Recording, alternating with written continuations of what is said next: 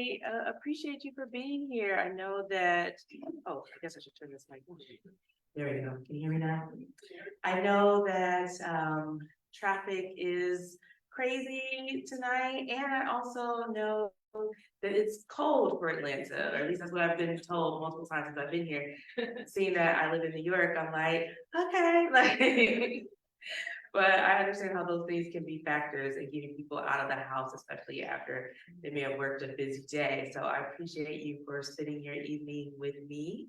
And yeah, I would love to be in conversation with Dr. Cheryl Finley, a leading visual studies scholar and art historian who asks very smart questions about Black art and Black image making. And I especially was looking forward to that conversation because much of the book deals with the connection between Black arts and this long civil rights movement history. And one of Mollie Moon's first fundraising endeavors was to raise funds for the Harlem Community Arts Center. But that said, you know, we're just going to roll with things as they are. And I'm going to start just by telling you a little bit about how I came to the project and what this book, I think, represents and the interventions I feel it makes. And then there will be plenty of time for us to discuss. So hopefully this won't just be me talking at you. Hopefully you all have questions as well. If I would have known that I was going to do this solo, I would have shown some slides and you all can see some images from the book because there are many images of Mollie Moon and the community that she built. So how did I come to this project? Well, I was a dissertator at Indiana University, and I was doing research at the Schomburg Center for Research in Black Culture in Harlem. And I stumbled across this story about Mollie Moon. Now, mind you, I was not looking for Mollie Moon because I had never even heard of her. And I'm sure I'm not alone. Maybe most of you in this room had never heard of her before you've heard about my book. I was looking for another woman, actually, who was a Black fashion model. This was 1961, the story that I found. And this woman I was looking for actually was the face of a white-owned wig shop in Harlem that the Black nationalist organization that I was studying was protesting against, right? So they were boycotting this white-owned wig shop in Harlem, which they felt was selling European beauty to Black women.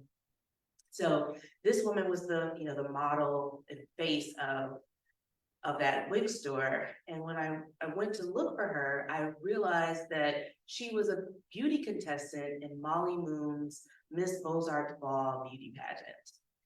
And I thought, wow, okay, so here's another segment of Harlem, same time period, seemingly different community of Black folks. And I just was really taken by the name Mollie Moon. I love the alliterative nature of it. I didn't know many Black Mollies, and of course this is pre-Insecure, the HBO show. So, I was like, wow, Black woman named Mollie, okay. So I just kind of tucked away this name. And over the years, since I had, completed that dissertation and then the book that was derived from it, my first book, Liberated Threads, I just kept finding other small articles about Mollie Moon. Before long, I realized that not only was this woman the grande dame of Harlem, something of a socialite, if you will, these events that I was finding, the Beaux-Arts Ball, the beauty pageants, other things that the National Urban League Guild had established were fundraisers for the civil rights movement. And that led me down a path that I had never even thought about before, which was fundraising for the movement. Okay, how was the civil rights movement funded? And why don't we ever ask this question, right? So to me, it seemed like once I started thinking about it, like, of course, it's a no-brainer. If you have large-scale marches, if you have freedom rides, if you have large-scale voter registration drives, money is necessary. But as a civil rights historian, even, I found that we weren't asking those questions, that maybe the money just appeared, or maybe we didn't even think about those things, the costs attached to the expenses of movement making. Maybe we don't want to think about who our movement leaders would have had to get this money from, whether that would be the CIA or white elites, Black elites, maybe we didn't even want to dig into that muck to figure out the answer to that question. But I was really struck by it.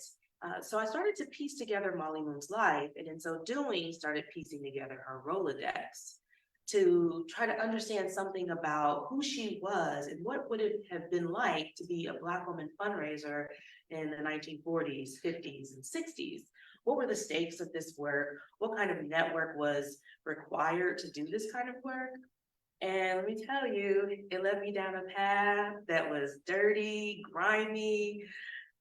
I mean, there's a beautiful side of it too. I mean, seeing Black unity in our communities and those sorts of things. But I was like, whoa, when you start following the money, you realize like who knew each other. It's taking you into people's bedrooms, who they was messing with, or who people thought they were messing with. I mean, it just got real complicated real quick. And then part of me realized like, okay, this is why people don't study this topic, right? Because it does uncover some unsavory things that maybe movement leaders, maybe even their families don't want folks to know. The government might not want people to know its involvement, both in terms of how it's funding major civil rights organizations or not, and also in terms of how it was instrumental in steering the movement away from certain kinds of political organizing, grassroots organizing, radical organizing. And then there's also this piece with the philanthropic foundations and corporations, right? That they don't want people to know necessarily the extent to which they were involved, what that looked like. And they're most certainly not gonna open up their books just to show you what kinds of ways they are contributing to the movement for better and for worse, okay? So it's been a long journey. I've worked for more than 10 years on this book, and I'm so proud that it's finally out in the world. I'll say a few things about Mollie Moon, and then I'll share a couple key discoveries that I have made through writing this book. So Mollie Moon was born in Hattiesburg, Mississippi in 1907. She was born into a family of strivers. These are people who did not have much economically. Her parents had her at a relatively young age. Her mother finished middle school and then didn't complete high school, which wasn't necessarily unusual for a woman of her mother's generation, but Mollie was most certainly encouraged to go on to complete high school as well as college. So Mollie attended the Russ College Secondary School, where she received her high school diploma. Of course, it's the school that Ida B. Wells attended. And I'm sure she would have known about the legend Ida B. Wells as a student at the school. And then she leaves there and she goes on to Meharry Medical College, where she earns a degree in pharmacy. Her first husband was also a pharmacist. In fact, he was one of her professors at Meharry. They kept this little romance secret while she was a student. And so after she graduates in 1928, they moved to New Orleans, where they joined the New Orleans Creole elite. This man, he has deep ties to New Orleans, his family. He came from a home-owning Black family. So unlike Mollie Moon's family, his family was definitely a New Orleans elite family. And Mollie Moon stepped right into this life as a woman of New Orleans society. She had joined Alpha Kappa Alpha sorority as an undergraduate at Meharry, and he was an alpha. So they were this, alpha AKA couple, again, business owners. But this marriage ends in something of a scandal. I'll let you read the book to get the tea on what the scandal is. But the point of it is that Mollie Moon becomes really disaffected by the Black bourgeoisie and the restrictions that it placed on Black women such as herself. So after her marriage falls apart, she moves to Harlem. This is around 1930.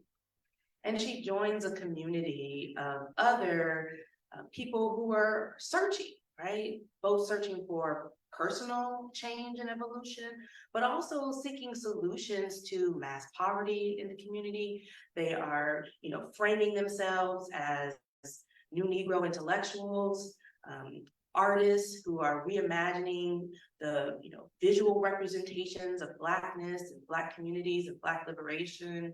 So some of her friends included Langston Hughes, Zora Neale Hurston. In fact, she and Zora Neale Hurston lived in the same building in the San Juan Hill area of New York City.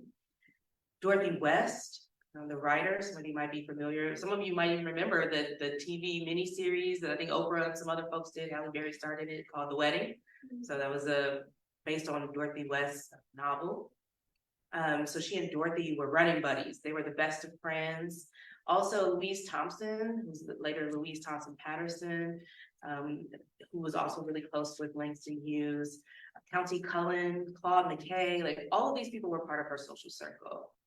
And in 1932, she travels with a group led by Louise Thompson to Moscow. And they go there with the intent to develop a racial propaganda film about the horrors of Jim Crow segregation and labor exploitation across the US South. Now, the film is never made, but they're transformed by this trip. On one hand, as African Americans getting to travel abroad and experience the kind of social freedoms they couldn't at home, I mean, this was, personally transformative. But then also politically, many of these people who were part of this cast, and about 22 of them, they weren't officially linked to the Communist Party USA, but a lot of them were shaped and informed by communism and socialism, especially as they sought to find solutions to poverty and economic exploitation in the United States as the nation is spiraling into the depths of the Great Depression. So once this film is busted up, Mollie Moon leaves Moscow and heads to Berlin, where I frame it like she thinks that she's going to parlay this limited film experience she has into maybe a career on the stage or on screen, the Josephine Baker of Berlin, right? Now it doesn't really quite happen that way. Instead, she becomes a hostess at a cabaret in Berlin. You gotta drink big, right? So she has these big dreams. She lands in this cabaret, and it's through that time when she's there also that she takes classes at the University of Berlin. She becomes almost fluent in German. She connects with other Black intellectuals of the day, like Len Locke, who is moving through Berlin. Also, the writer Jesse Fawcett, her brother is there, and so she becomes really close friends with him, and so she starts hosting these political salons in her apartment in Berlin, and she returns to the States now with this deep commitment to social justice work. She thinks she's going to become a high school biology teacher, but those dreams are quickly thwarted once she has to return to Gary, Indiana, where her mother has relocated to help her mother and her stepfather, because they too, like most African Americans, have been hard hit by the Great Depression. Eventually, she's able to return to New York City in the late 1930s, and she finds a career in social work, and that's a career that she would continue until her death, working for the New York Department of Welfare. She ends up marrying what will become her third husband. I didn't say anything about her second husband. You can read the book to find out about him. But her third husband is one of the leading Black public intellectuals of the day. His name is Henry Moon. Excuse me. In fact, he was on that trip to Moscow. And in fact, some more tea, he had dated Dorothy West, right? So as I told you, Mollie and Dorothy were like running buddies. So they end up having this undercover romance, right? None of their friends really know that they're dating, that they become more than friends, but he's this leading public intellectual. He's a journalist for the Amsterdam News. He's fired because he tries to get the writers to organize as a labor union, but he finds work in the White House. So now you have Mollie Moon, who's working in social work in New York City with her, star-studded group of friends, which is now extended to include people like the sculptor Augusta Savage, Romy Bearden, the artist, Charles Alston. I mean, the list just goes on, and most of these people have ties to the far left, right? They have political connections and ties. Mollie Moon and Henry Moon do as well, even though they have different views on communism. Mollie is pro-socialism. Henry doesn't really, he don't really see it for them like that. But despite that fact, they're able to use their two perches in New York City and DC to create this larger political and cultural community, which included members of the so-called Black Cabinet, FDR's Black Cabinet, of which Henry Moon is a minor administrator. So he is becoming friends with people like Robert Weaver, who ends up becoming like the first director of HUD, and Mary McLeod Bethune, Frank Horn, who was the uncle of Lena Horne. So these people are really comprise their social circle, and they use their apartment in DC and also Mollie's apartment in New York City to host small fundraisers, to take in people of the left wing who might have been displaced because of their political beliefs and so forth. So it's out of this political milieu that Mollie Moon begins to develop her stance on fundraising as well. And one of her first initiatives is to raise funds for the Harlem Community Arts Center. The center, I just frankly feel like we don't know as much about as we should. And when I was first drafting this book, I had 2 chapters on this art center, and my editor was like, girl, chill out, right? Like too much on the art center. So I had to cut a lot of this stuff, but it will make its way into my next book project. But I really love that center because we can see how the New Deal drastically underfunded this Black Arts Center, and how Mollie Moon and others, including Islanda Robeson, who was married to Paul Robeson, Bessie Bearden, Romy's mom, who was an activist in her own right, Alta Douglas, who was married to the artist Aaron Douglas. Like, she was organizing alongside a lot of these women. And out of that comes the National Urban League Guild, which is the fundraising arm of the National Urban League that Mollie Moon established in 1942. Right, so that just gives you a sense of her political journey. So what things about fundraising did I learn or did I uncover through writing this book? Okay, I've already said it was messy, child. It was messy, right? So clearly I learned that it's messy, but why is it messy? Okay, so one of the major things that I learned was that as Mollie Moon began fundraising for the National Urban League, this put her in a whole different conversation in terms of who she's raising monies from. So because of her own political leanings, she's always been committed to raising funds among the Black working class and the emerging Black middle class. But now she is being placed in conversation with the Rockefellers, with the Javitzes, the Vanderbilts, all these big moneyed families. The National Urban League also is on the radar of local and state politicians in New York City, because remember, they're headquartered there at this time. And so now she's moving in spaces with all these people. And in many cases, she's the only Black woman in a lot of these rooms that she's now navigating. So one of the things that I've uncovered through finding a newspaper clipping called NAACP denies 2 letters exist, was that the NAACP and the Urban League are pitching to the Black community, you know, capital campaigns to raise money, major fundraisers. They're sending one letter, and then to this wealthy white elite, they're sending a whole different letter, right? Because they're trying to do what I call in the book, mobilize the white elite, the Park Avenue elite. That's how I language it in the book. So they're starting to host separate events that are catered to this moneyed white elite. They're giving these people seats on their board, and they are excluding survivors,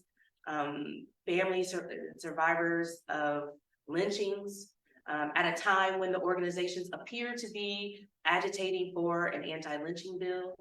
And all of these events are happening in Midtown Manhattan. And if anybody knows New York City geography, especially in this time period, which by this point we're talking about the late 1940s and early 50s, this is an area that African Americans weren't readily welcomed, right? That you could even be attacked, both in terms of microaggressions, but also through outright violent hostilities, navigating this area. So the Black press is now calling out the NAACP and the Urban League for what they see as these practices courting this moneyed white elite. Now, I didn't go into a deep dive into the NAACP records, but I did spend a lot of time in the National Urban League records. And what became very clear to me was that they were telling the Black public, no, this isn't true. We're not courting this money. We're not seeking white people, wealthy white people on our board, but in fact they were, right? And that the ties run deep. I spent a ton of time in the Library of Congress papers going the Library of Congress going through the National Urban League papers and seeing the extent to which they were taking donations from everybody from TWA to PepsiCo to General Electric to every big name money family from the Rockefellers and the Mellons onward, the Fields, you know, all these people. But they're doing so covertly, and they even have this, they've established a secret fund in order to accept these monies. Now, there's a whole set of reasons why they're doing this. That you can read the book to learn more about those things. But what this does is it begins to set up a couple of dynamics. One is a dynamic that political scientist Megan Francis calls movement capture, right? Where once you start taking money from these foundations and corporations, oftentimes they are given this money with restrictions. So they're telling you how the money can be spent and on what kinds of social issues. And mostly they were interested in funding education and youth programs, right? Not because they cared about Black children, but because they were invested in this idea of helping, you know, the degenerate Black youth, right? Like giving them something else to do to prevent crime, okay? So this was some of the languaging that they would use around this issue, okay? So we have this movement capture on one hand. And on the other hand, the other issue is that it sets up this pipeline of support where now these major Black civil rights organizations have to apply for grants from foundations like the Field Foundation and the Taconic Foundation to help fund whatever local initiatives that they're doing. On the one hand, maybe this doesn't seem like a big deal, but it becomes a major deal on the other side of Brown v. Board, because with the passing of this legislation, which at least legally ends racial segregation, there is a barrage of attack against the local NAACP and Urban League chapters, most of whom are more radical than the national headquarters, right? So it's a two-pronged attack. On the one hand, these newly established white citizens councils launch all kinds of economic reprisals against these organizations, forcing the local community chest to banish these organizations from the chest. So that means that they can't get the kind of local funding that, say, any of you in the audience would have given to the community chest to support local organizations that you are passionate about. The other punch of this is that then the KKK and other white vigilante groups are enacting vigilante violence, right? So not only are we gonna, you know, are the white citizens councils gonna strangle you economically, we're going to burn out your buildings. We're going to bomb leaders' homes. We're going to execute, you know, assassinate local leaders. We're going to run you out of the state. Okay, so this creates a deep problem within these organizations. The movement is expanding. The need for grassroots organization is amplifying. The calls for an immediate end to segregation are even louder, but now these organizations are bankrupt. They are having to fire their staff. They can't put on the kind of programming they need. They've lost a lot of their fundraisers, because to be associated with the movement meant that you could lose you couldn't get a loan for a car or a home. College students who were attending state-funded universities could be expelled from school from being involved in the movement. And even if you weren't involved directly, but someone in your family was, this was grounds for you to be attacked by both the white citizens councils and the Klan. So again, the larger impact is that the national headquarters of organizations like the National Urban League have to turn even more to this moneyed white elite to get more money to fund the movement, right? And so that gives them even more control over the direction of the movement. And so for me, this was really eye-opening to see exactly how this was playing out, and to spend time not only in the records of the Black civil rights organizations, but also to spend time in these foundation records, to see which of these organizations they're funding and how, and to actually read some of these applications for grants. So just like, I mean, I know we have some academics in the room and maybe others of you who work for nonprofits, how you apply for funding and you have to, you know, submit an application, you have to make a case for why you need the money, you have to explain who you are and you know, what your purpose is and how long your organization has been, how long you've been doing the work or how long you've been in your field. Well, these local affiliates of the National Urban League and the NAACP were having to do a similar thing. And so when you go through these records, you can see how they're telling you, we got booted out of the community chest. We've been attacked by white citizens councils. I mean, all of it is laid out here. And this creates this very, very paternalistic relationship where not only do they have to supplicate these, grantors for money, you have to show a timeline for horizon, a timeline horizon in terms of like, how are you going to use the money and how long will you need the funding? But if you're too successful at whatever work you're doing in your community, then they'll say, okay, well, then you no longer need our funding, right? And so you can see just in the applications, people dancing this fine line, right? I could see when Whitney Young is head of the National Urban League, letters that he's writing to Stephen Currier, who's the head of the Taconic Foundation, and he's trying to, create this relationship with him so that we can keep this flow of money going. And there's a point where the Taconic Foundation says, oh, you all have been so successful in your initiatives that you no longer need our money. He's like, whoa, whoa, whoa. No, we do still need your money, right? So there's all these tensions.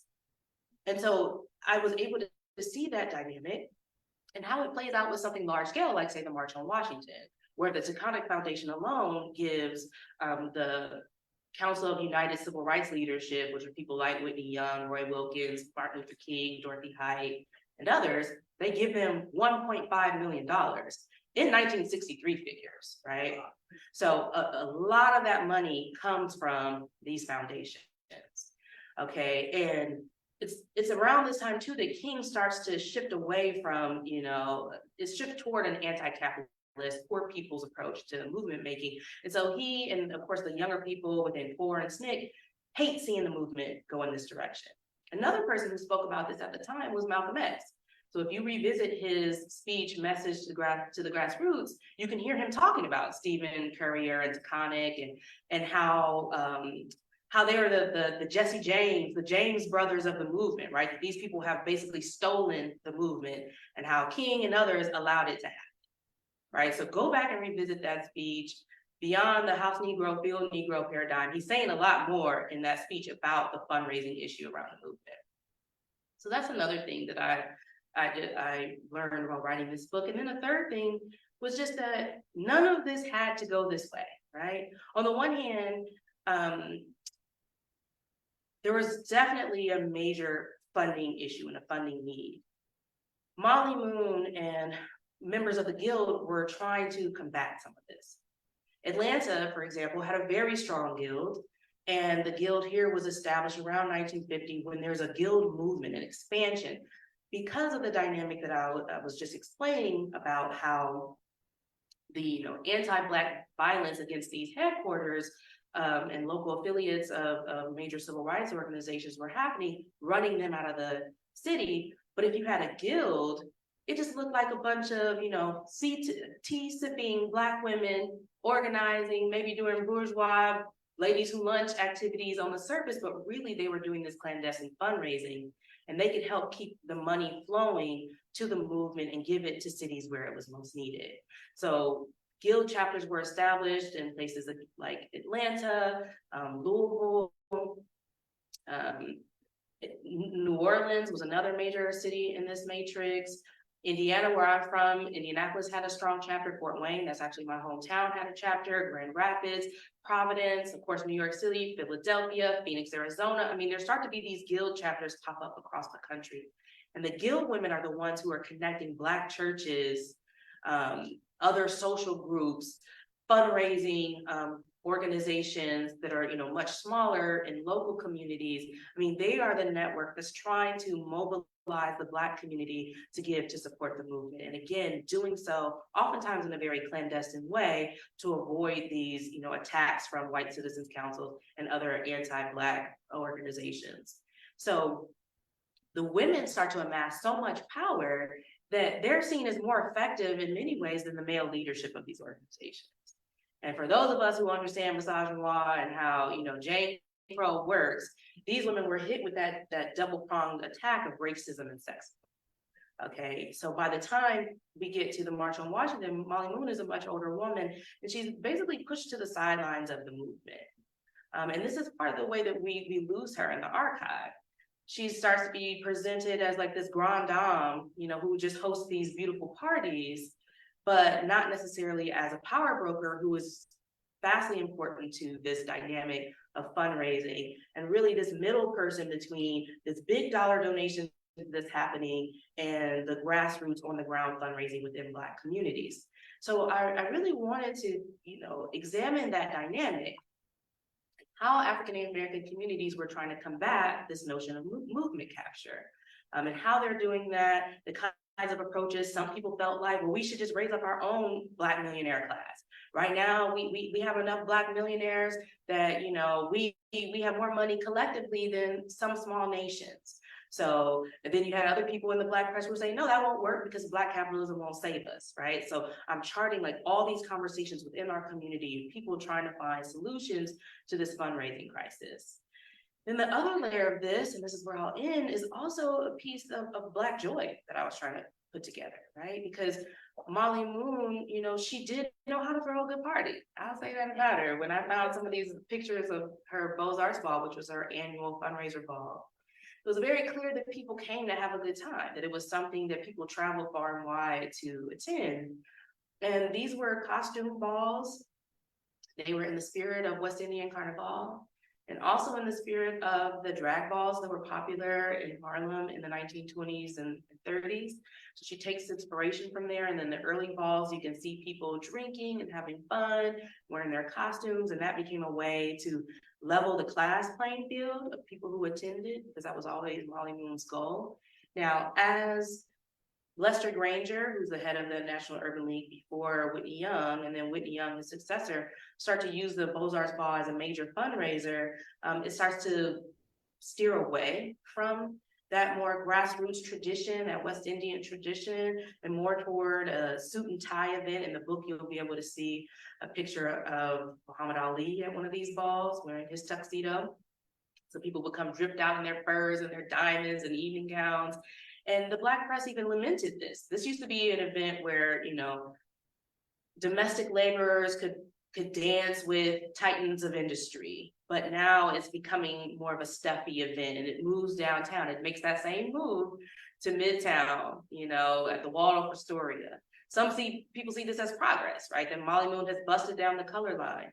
But in any case, what I was fascinated by was the role of this as a joy project, right? Of how dancing and revelry and eating and drinking, and how Mollie Moon was really trying to cultivate an environment of Black luxury and leisure, even if just for one night for people. And so I wanted to hold that intention with both her earlier politics, which were very anti-capitalist, to now what this ball had become, and also the fact that many people saw this as a furlough, if you will. In fact, I found a newspaper article that said that it was a furlough for weary frontline movement workers, that they would come to the ball and dance and eat, and this was a way to experience a sense of joy before they knew they had to go out on a picket line or participate in a boycott or, you know, a freedom ride where they knew for sure that they would be arrested.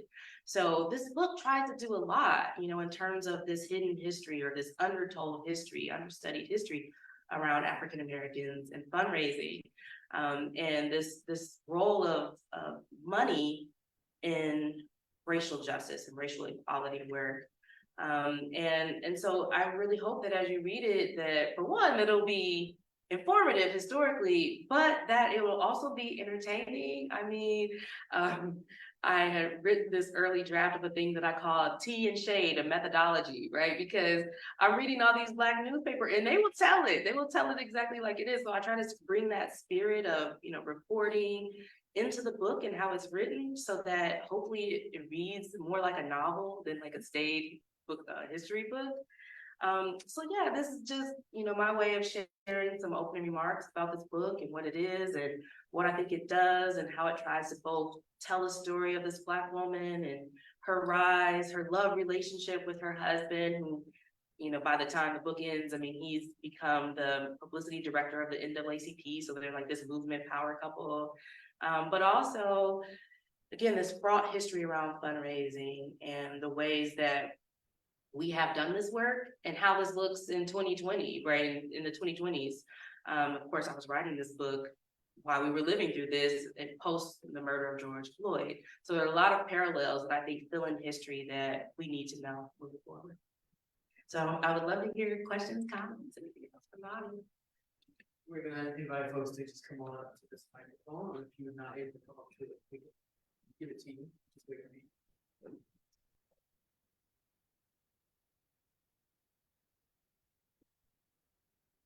Well, within reason.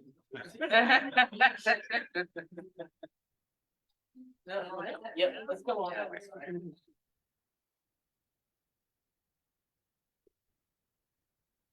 Thank you for your presentation. It was very direct lecture.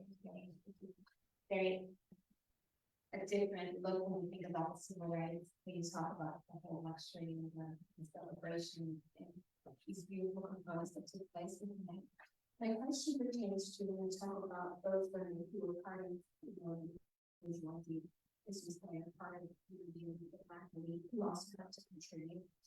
I often wonder that even when we talk about, the whole gender component, how it was just all were, pushed to the side due to gender. If you all have also analyzed amongst the women in the circles of class, in the class size, because when I also think when it comes most of them as well, because when I think about this, like we talk about this, some of the well-known heroes of the movement died in poverty. Jordan Hurston died in poverty. Fannie Lou died in poverty. A lot of people don't know that.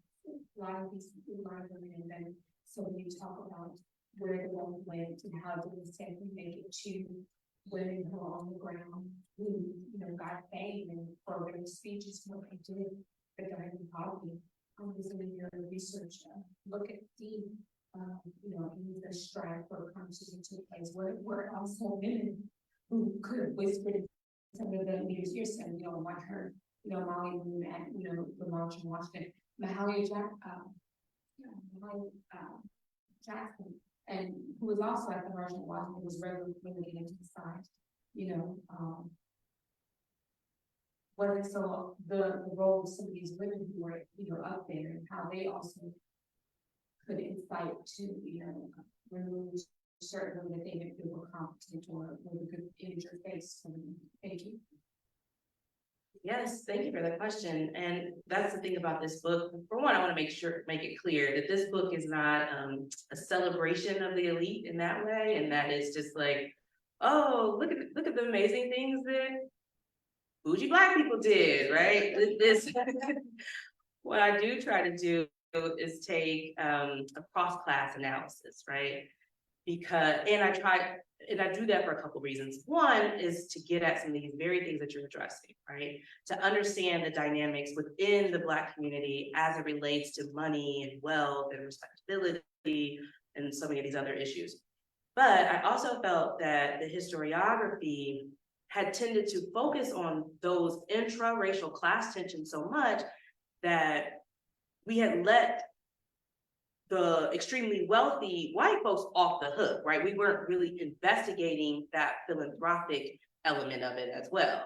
So I wanted to look at that more well-trodden terrain around intra-racial class politics while also examining what's happening between those major leaders and the foundations as well. And so with Mollie Moon, I take what in the studies of economy is called a middle out approach, where you look at somebody who represents that middle tier as a way to analyze what's happening from a bottom up, from the bottom up, and also from the top down, right? So that becomes a way where you can take a more holistic view of these dynamics. So most certainly there were class tensions, there was, backbiting within the Black community. There were conversations around who was the, more appropriate face for various movement initiatives. I mean, we always hold up Rosa Parks as a classic example of this versus Claudette Colvin. So yes, there are parts of that in the book. There are also ways that I'm looking at people like Georgia Gilmore, who was a domestic laborer, a cook in Montgomery, Alabama, but who was a major fundraiser for the Montgomery bus boycott, right? And that's a name that we oftentimes don't know.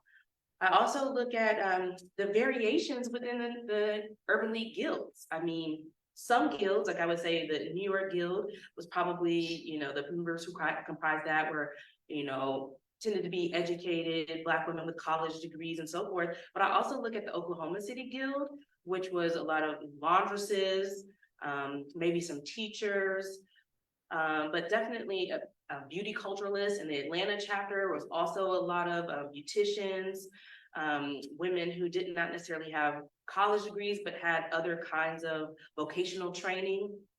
So each of these guilds took on a different dynamic. And what starts to happen, excuse me, though, is that the guild comes to be seen in certain circles as a social club, right? So even though Mollie Moon herself, even though she was a member of Alpha Kappa Alpha, at a certain point, she ceases to renew her membership because her politics are such that she doesn't want to get involved in the classism of that. So she doesn't join like the Jack and Jill or the Hillbillies or any of these other social clubs, the Girlfriends. But the Urban League Guild begins to be seen as an organization like that. And so a lot of younger women who see the potential work of the guild and how it could benefit them, these women are more radical or militant in their politics, they see the guild as a elitist space too, right? And so I also chart that, the transformation in the guild from something that's seen as this more radical vehicle that comes out of left-wing protests into something that, by the early 1960s is seen as just as elitist as the Links, for example, in certain chapters, not all chapters, they're all very different. So those dynamics are definitely there. And I think that in order to have a real accounting for this, I had to express as many different class perspectives as I could in the book to show the stakes and how Black people across the class spectrum were interpreting this movement and this issue around fundraising. So thank you for that.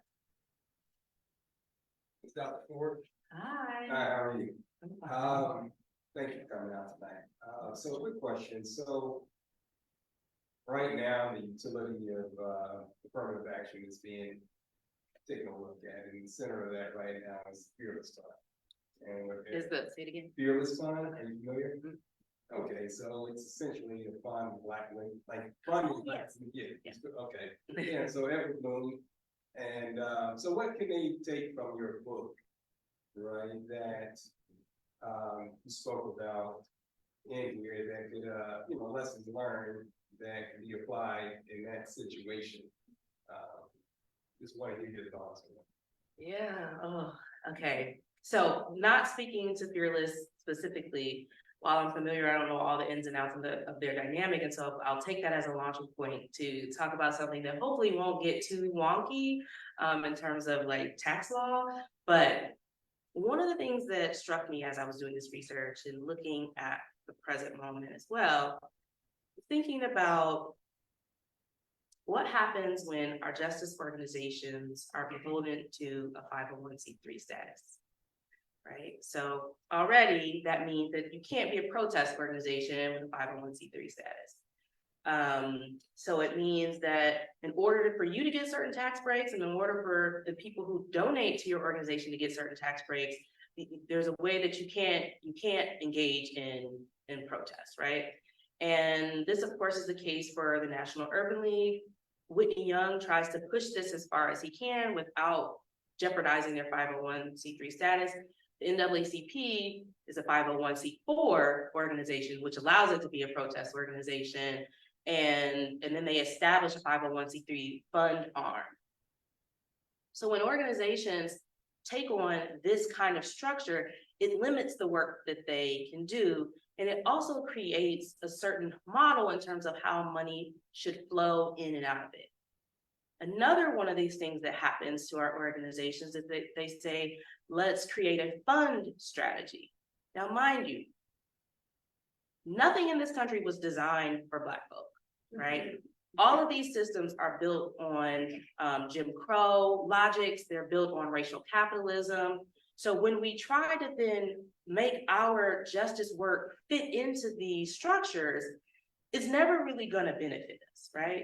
or the benefits that we could see are limited, or they're never gonna be long-term benefits, right? And so when people started to then say, okay, well then let's establish a fund, then you start taking on the logic of big philanthropy, right? Of foundations. And what is at the core of that logic? The accumulation of wealth, right? So now you're gonna bring in all this money into the fund, and then you're gonna start doling it out to who you think should get it, when you think they should get it, and what amounts. And so when that starts to happen, your organization is taking on the structure of the fund, right? And it becomes, I think, to the detriment of movement work, right? So we have to have some of our organizations, sure, I mean, I'm not gonna attack people for why they might choose one of these structures or the other, and we can get into that at a different time point. But for the sake of this conversation, I'll say we have to have some organizations that are free from these structures, because it limits the work when we adhere to them. I mean, one of the big things we saw happen to BLM, once they established that BLM global network fund, which was essentially this, right? Like, we're gonna create a fund arm, we're gonna take in millions, and then what does the instant critique become? You're mismanaging the funds, you're misappropriating the funds aren't going where they need to go, that your local chapters aren't getting the money. I mean, it creates all of these dynamics. Do I have any easy solutions as to what we should do? I don't, right? But what am I? I'm a historian. My job is to tell you, this is what we've done before, this is what worked, and this is what hasn't, right? And this is one of the challenges. And so I think that in speaking to Black women who are working in the nonprofit space today, what I've learned is that the history that I tell in this book is almost identical to the history that's happening today, right? To what's happening today. And it's not, as we know, and I don't have to say this to anyone in this room, we already know this, it's not because of a lack of imagination on the part of Black women, right? Or Black people, generally speaking. We're always using tools of mutual aid, very horizontal community networks, Susu giving traditions, and other non-Western traditions of fundraising and community generosity. And we're bringing those things to big philanthropy and to these more established financial ways of thinking about raising funds and accumulating wealth. But the systems are so rigid that they won't change, right? So it's not that we're not doing the innovative work that could make these systems change, but the system itself is so rigid. And because of this, because of the political economy, or the way that the government is so closely intertwined into big philanthropy and so forth, I mean, it's really hard to break down that system because they have no reason to want us to. So, I mean, sure, you can establish your fund, and I'm not gonna knock people. I know people who have like these clandestine funds, and they raise all this money and then they give the money to organizations. And so again, this is not me trying to just say, oh, how terrible on you to do this. I'm just trying to help us think structurally about what it means when we try to move our community justice work into these structures that were never meant to, work in our service ever historically. So, Yes. sure. So is it an off-ramp to your research and sense of like what's next? What will be my next project? No, your research or your book and as well. Like is it an off-ramp to for this that you had in mind as you wrote the Well, I really want to be in conversations and rooms with people who, especially people who work for philanthropic organizations, nonprofit organizations, who in a lot of these organizations in 2020 who said that they were pledging to, anti-racism. Like, I would love to talk to some of these people and, share my research to, if you really say that you're about change, here's some ways that this could look, to advance the conversation beyond just lip service. Like this is some of the work we would have to do. So I definitely want to be in part of those conversations. I mean, we're coming up again against another election cycle. I think that this issue of fundraising is always critical when we start entering in those election years. I mean, while I was doing some of this research, just, rather informally, since it wasn't necessarily the time period I was studying, but I was looking at Stacey Abrams and, her organization and Black Voters Matter and all the millions of dollars that they were raising just to, protect our right to vote. And I've realized that over, the time period I studied to the present, I mean, we've raised more than $1 billion just to try to protect something that should be our civic right. So I want to be participating in those kinds of conversations as well. Hi, Dr. Ford, how are you? Can you hear me well? Okay, so y'all don't clown me. I can hear you well, but no, I can't hear you all that well, but it's not because you're not speaking loudly, it's because I thought I was gonna be cute and not wear my glasses. So I cannot see your lips moving, so it's making it harder for me to hear you, so. That's why I'm like, huh, what's your question? Let's say that again, like. Well, I'm loud. You should have worn some fly glasses. I have a couple of questions for you. So what was one of your most surprising finds? And then my second question is more of a serious tone. So I know you're into pop culture. And Is this about Beyonce? no, close. Who's another Black billionaire? Or on his way, I think he is there now, it's Diddy. Oh. This story has really been troubling me. And it's just getting ugly and Oh my goodness, I just figured out who this is. Is this Robin? Yeah. Hey, girl. I literally but I can tell that's Landy. Is that Landy? I think somebody said in the audience who said my name. My name is Dr. Robin Brooks. I'm a professor at the University of Pittsburgh, and I live here in Atlanta. And I'm living here in Atlanta, so of course I'm taking advantage of all the great things here, right? And so just a few months ago, Diddy was here. He was at the Invest Fest here that Earn Your Leisure does. And so I went, and of course the place was packed out. It was thousands of people. I think it was like 10,000 people there. And it's mostly Black. And people were literally standing up the entire hour that Diddy was being interviewed, like standing up, recording everything. So he's revered, right?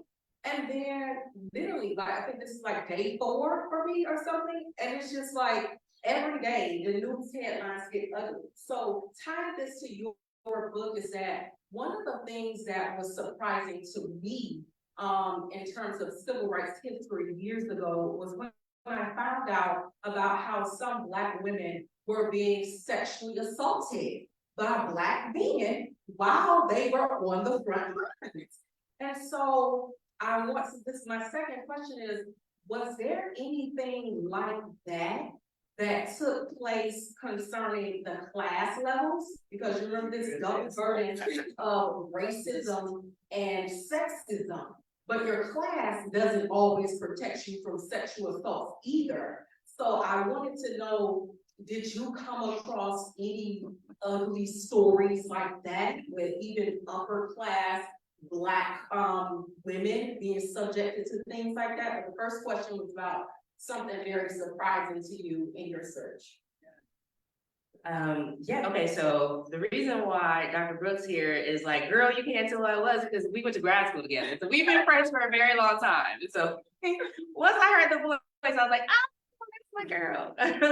So thank you for both of these questions. And of course, Dr. Brooks also writes about class in the African diasporic context as well. So, she's been an important thought partner for me while writing this book, both in terms of direct conversation, but also in terms of, reading her book as well, that deals with a lot of these issues and, how class gets represented in literature and other forms of Black cultural production across the diaspora. So the first part, I think I can answer that 2-part using one story. So one of the surprising things that I found was that Henry Moon, Mollie's husband's first cousin, is Chester Himes. Yes. So they were raised together. I think Henry's mother is Chester Himes' aunt. So they're first cousins. They're raised very closely in Cleveland. Of course, for those who know Chester Himes' story, they both were supposed to move on to become part of this educated Black elite. He, is kicked out of college, goes on to prison, becomes one of our most significant novelists of that time period. And while he's trying to get his career off the ground, he moves to New York City and he moves into Mollie and Henry's home in Harlem, which this is also a surprising thing. I realized that I had moved into their building too, like while I was writing this book, like had no clue. I had moved into their building on their floor, on their wing of the hallway, right? So the way I believe in African cosmology, Mollie Moon and I are neighbors, right? So he moved into that building where they would host all these events and gatherings. In fact, when If He Hollers Let Him Go was published, it was Mollie who threw his book party in that apartment. They had introduced him to Richard Wright and Ralph Ellison, other people who were their friends who came to their parties and things at their house. And all the while, he was writing this book called Pink Toes, and the main character is named Mamie Mason. And this book is a satire of this very issue of philanthropy and the movement taking money from white philanthropists. And in the book, Mamie Mason is a madam, right, who is trying to solve the race problem by sleeping with, being in bed with rich white folks and selling Black artists like the Chester Himes character in the book to these white bidders, right, these white donors. Okay, and I mean, he ain't wrong. Like there's a lot of the class analysis in there is not wrong. Like it's smart, right? But also, could you imagine if you took your cousin in and he was in your spare bedroom writing a book that dogged your wife? Wow. I mean, oh my goodness. Okay, so I say all that to say that this book but when he writes it at first, the U.S. publishers won't touch it because King and Roy Wilkins, there's a Roy Wilkins character, there's a Walter White character, there's a Paul Robeson character, all these major figures are in this book with thinly veiled names. If you knew them, you would know who they were in the book, so they won't touch it. But by the time we get to the mid-1960s, when you have a uptick of young radicals who are really castigating all these leaders, then they're willing to publish it. And so Mollie Moon really bears the brunt of this, right? So she experiences this kind of sexism where she's basically been called a hoe in this book, right? And that people are saying this about her publicly. They've already accused her of having an affair with Winthrop Rockefeller. So she's experiencing this sexism within the National Urban League, and the male leadership does nothing to stop it, right? And she ends up suing over this issue. You can read the books, learn more about that. She sues for $1 million in 1965 figures. So to answer the second question, no, I didn't find stories in the press about this, or stories in their personal letters about sexual assaults, but we have to believe that these things happen, right?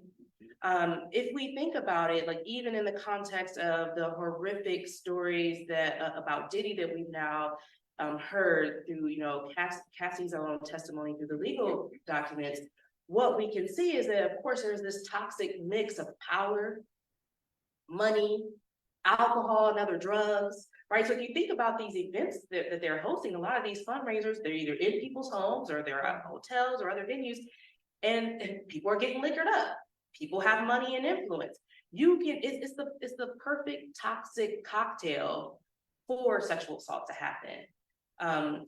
A lot of these people, though, if they did write about these things in letters, maybe they chose to not make those letters part of their papers that they deposited. So a lot of that history, unfortunately, is lost without people giving their own personal testimonies as to what happened. So that's why I think that the case that Mollie Moon files at least gives us a window into the sexism of the era. Because it was definitely known that Whitney Young was a philanderer, and that, there's a story of him embracing several model-esque looking women at a National Urban League conference and saying, having them around his arms and saying, this is the real Black power, right? Like me, like I'm just Black phallic power, right? Like, so that was part of his persona. So, so you could just imagine what's happening behind closed doors. So, yeah. Thank you. Thanks for coming, Robin. It's good to see you. I got the first. And I mean, I guess this is more of a comment. I've been a fundraiser in New York City. I've been in a nonprofit. I understand how the money flows. And for me, I feel like the question I have is, did they have to raise this money, knowing the structures, right? So you think what you said about Whitney Young's ego, and I almost feel like a lot of the different structures was never to benefit the community. I got out of nonprofit because of my understanding of how the money flows and where the money is coming from. Because I didn't feel like the people were ever gonna ever win with this structure. And so for me, I think when you think about knowing you're fundraising for programs that are only enabling the community to still kind of fall into these structures as oppressive structures versus forcing political change through what we're seeing now with some of these organizations like Color Change, where you're demanding certain things like, you know, political people and seats that really have influence over the laws and policies. You know, from what I understand, you know, the federal government, the only way that they'll enact laws is there's research behind it. And then they determine what that research is. This is why the gun lobby is the way that it is. It's because it's underfunded, defunded. And this is a lot of the reasons why we don't have the change that we need from a policy perspective. And so I don't know what your perspective is around the fact that like these people were really taxing their own people for their own ego. I don't know if you agree or disagree. Another one of my good friends, y'all. Great questions and great, yes. The short answer is yes, I do agree, right? So one of the questions I've been asking myself is, like you said, do we need all this money, right?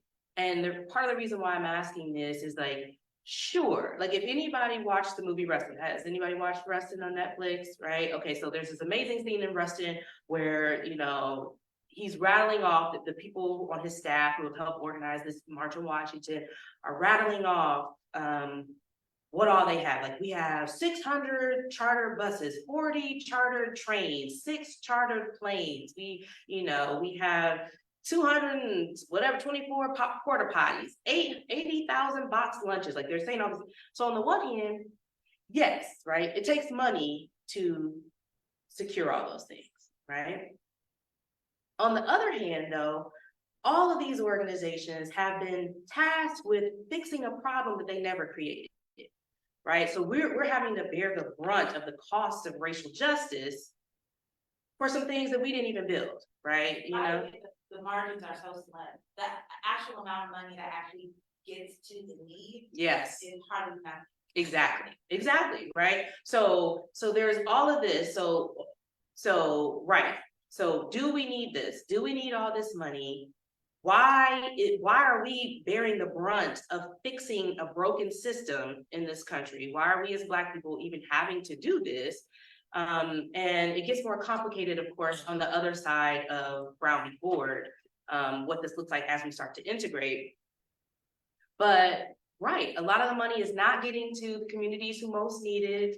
So I've been thinking about like, what does it mean to be a well-funded justice organization? And is that an inherent contradiction in terms, right? That, and so then, but is it that we want justice organizations to be broke? You know what I mean? Like it feels like there's a catch-22 here.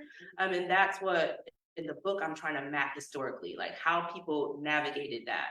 There was a lot of ego involved in this for sure. And there was also, you got to see the shift in the mindset. So from the Lester Granger years, I mean, he's the head of the National Urban League with all these economic reprisals, which again kicks off this grant funding system where people are applying to these foundations to get money for their local affiliates. That starts to happen under his watch. His strategy is to get all this money from corporations, but to do it covertly. Whitney Young says, no, we need to be public about the fact that we're taking all this money from corporations and foundations because this is our biggest asset. For one of the reasons that you mentioned, which is it will help support this research that we're doing around poverty, discrimination in the workplace, and healthcare and education, because if we produce that research, then it'll help us secure government funds, which is exactly what they start doing. So you can see in their ledgers where they weren't getting any government money, to the point where, you know, during LBJ's administration, they get government money, and then during Nixon's administration, they get even more government money. It's in large part because of the social science-based research that they're doing. And so you can see the mindset. And the other piece of this is, if we get corporations on board by making them afraid of the Black radicals, you can deal with us reasonable Negroes, or you can deal with them crazy Black radicals over there, right? And so they're using this as a scare tactic for you know, white corporations and such. Because they're saying, if we can win over corporate America, then we can get a few Black people into jobs, and then they're gonna help, you know, that trickle down, that whole trickle down justice, right? So you can watch this play out in the documents, right? You can literally watch it play out. So that's why I said these things didn't have to happen this way. It's a set of choices that produce a certain set of outcomes. And then the larger thing that I try to expose in the book is, but with, excuse my language, but with a shitty set of possibilities, right? Like there was never a good choice that we had, you know? So I wanted to explore both of those things. So yes, no, I agree with you. I think that this is what I hear from a lot of other Black women who work in the nonprofit space, and then also hearing them talk about the disparities between people who are working for nonprofits like Color of Change, for example, who might not be making a bunch of money at all. And in some cases, when these nonprofits, you know, you have Black people and other people of color who are living barely above the poverty line themselves, versus the people who work for these major foundations who are getting, you know, six-figure salaries, right? And are living a different kind of cushy existence. So there's also disparities within this world that a lot of people I've spoken to have addressed as well. So yeah, I mean, it's, on the one hand, it makes me really frustrated. Like, part of the challenge of being a historian is knowing all this history. You know what I'm saying? And then when you see people get excited about a thing, and you're just kind of like, you done been here before, child. I done seen how this one plays out, right? You know, so it's really hard. It's really hard. Do you think the money's still flowing from the same place? I do. Like, they just have different branches now, different things, but it's. Yeah, I know. I actually do. Like, if you attend like a National Urban League or an NAACP annual conference, and I'm not just ragging on these two organizations, but I mean, there are two with the longest history. Yeah. So we can chart them over time, right? Which is why they come good examples of this kind of thing. But when you go to those events now, and you see everything and who's sponsoring it. And then you go in those Library of Congress ledgers and you look at those donor books. So I found books, they have like dozens of these books. They're about this thick. And they let you know who the donor was, what they gave, when they were last contacted, how much they expect a donor that makes X amount of dollars per year, or a company that earns X amount. When you look at those ledgers, you see that some of the similar names as today, right? So, and the National Urban League has continued in the Whitney Young tradition of, let's make it public who we're getting all this money from. And we've also, and it's not just again with these organizations, we've also just seen a shift, broadly speaking, with people wanting to big up who their sponsorship is, right? People who want to be in business with major corporations and want to have sponsorship. Mm-hmm. In the book, I call it racial equality capitalism. But there was also a book that was recently published by a sociologist, and I'm blanking on the name right now, but it's about a similar thing where she's studying the contemporary moment and how these corporations are funding the Black arts. So if you go to a performance at Alvin Ailey, for example, and you look at the program booklet, and you can see all of these corporate and philanthropic foundation sponsors. So she's talking about like how our cultural production makes these companies look progressive, right? Mm-hmm. How it makes them look like they are on the cutting edge of justice work when we really know they're not. And so I could see a similar dynamic playing out in the 1950s and 60s that I name racial equality capitalism. Well, we know you're a historian, and we might use the right contemporary. Thank you so much. Thank you to everyone for your beautiful questions. Put your hands together one more time.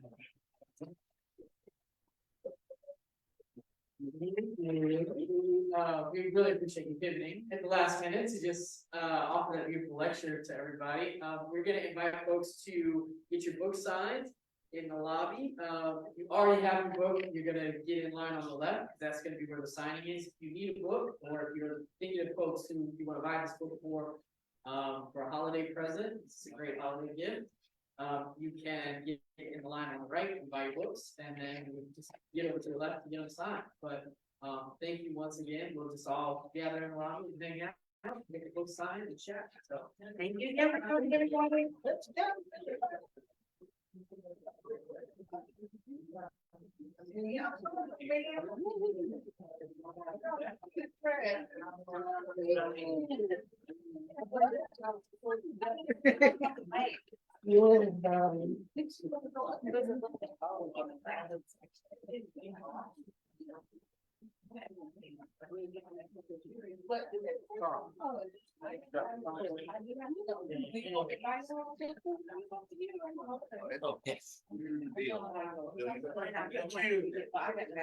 Appreciate it.